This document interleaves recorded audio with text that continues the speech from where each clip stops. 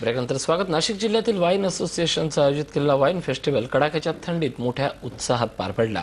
वाईनला स्वतः समुद्रपार पोहोचवण्यासाठी Valentine weak सोबत जोडण्याच्या उत्पादकांच्या पहिल्या प्रयत्नाला हा संमिश्र प्रतिसाद मिळाला। नाशिक येवला मार्गावरील वाईन पार्कचं हे विहंगम दृश्य। या वाईन व्हॅलीत पहिल्यांदाच खास सेलिब्रेशन झालं। मुंबईकर तसंच पर्यटकांना आकर्षित करण्यासाठी जुन्या गाण्यांचा बँड आणि टेकडीवर मुक्कामासाठी हट्स।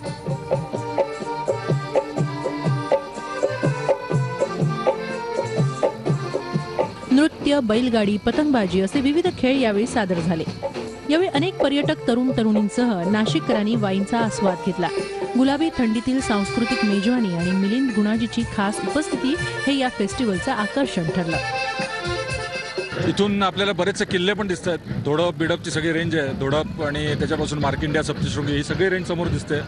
असा उघडा मस्त माळ आहे, थंडगार वारा, जोरदार वारा आणि मला वाटतं अल्टिट्यूडही चांगली आहे। अतिशय सुंदर असे टेंट्स लावलेले तिकडे आणि जगदीश होळकरांनी फारच सुंदर असा उपक्रम राबवलेला आहे। वाईन टुरिझम, वाईन एक हेल्दी ड्रिंक आहे हे प्रोजेक्ट करण्याचा प्रयत्न चालला आहे आणि ते definitely red wine it's very good for health. पलीकडे इतकं सुंदर असे टेंट लागलेले, लोक त्या ठिकाणी सनराईजसाठी आता त्या ठिकाणी सनसेटसाठी त्या ठिकाणी जात आहेत।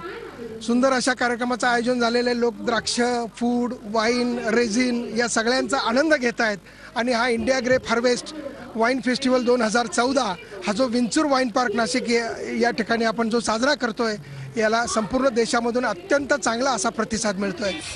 नाशिकच्या वाईनची चव चाखण्यासाठी परदेशी पर्यटकांनीही इथं खास हजेरी लावली। सर्व वाईन उत्पादकांनी स्टॉल्स लावून आपली उत्पादनं सादर केली। राजकीय नेत्यांनीही या फेस्टिवलला हजेरी लावत वाईन उद्योजकांना प्रोत्साहन दिलं। पर्यटन मंत्री छगन भुजबळांनी या व्हॅलीत रिसॉर्ट उभारण्याचं आश्वासन यावेळी दिलं। टुरिझम डिपार्टमेंटच्या वतीनं एक चांगला रिसॉर्ट जो आहे कायमस्वरूपी इथे आम्ही निर्माण करू आणि इथे येणारे जे वायनरीज आहेत त्यांचे जे काही गेस्ट असते त्यांची सुद्धा कायमस्वरूपी राहण्याची सोय होईल आणि एक वेगळ्या प्रकारचं टुरिझम इथे वाढेल, वाईनही वाढेल, वाईन टुरिझम सुद्धा वाढेल। द्राक्ष इंडस्ट्री दररोज वाढते, प्लांटेशन वाढत आहे, त्यामध्ये काही टेबल ग्रेप्स आहेत, वाईन ग्रेप्स आहेत। टेबल ग्रेप्समध्ये पण एक्सपोर्टमध्ये आपण भरपूर प्रगती करतो आहोत। दरवर्षी किमान 20% आपण वाढ नोंदवतोय एक्सपोर्टमध्ये फ्रेश टेबल ग्रेप्सच्या। तसंच ही प्रोसेसिंग इंडस्ट्री वाढते, त्यामुळे वाईन ग्रेप्सचा पण प्लांटेशन चांगलं वाढतं आहे। विविध द्राक्षांचं प्रदर्शन यावेळी करण्यात आलं। या द्राक्षांचं महत्त्व, त्यापासून होणाऱ्या वस्तूंची माहिती समजावून सांगण्यात आली।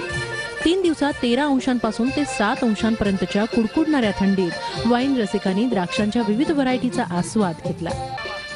नाशिकहून योगेश खरेसह bureau report, Zee media, Mumbai.